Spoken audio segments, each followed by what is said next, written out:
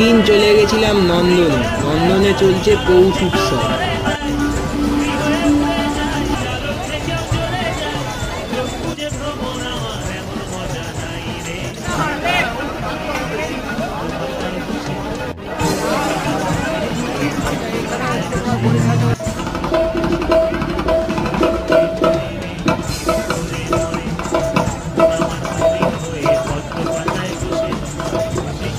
মহানায়ক উত্তম কুমারকে শ্রদ্ধা জানানোর জন্য এখানে তারা উত্তম কুমারের অনেক ছবি লাগিয়েছিলেন। তারপর আমরা চলে গেলাম ভিক্টোরিয়া মেমোরিয়াল। 30 টাকা করে টিকিট।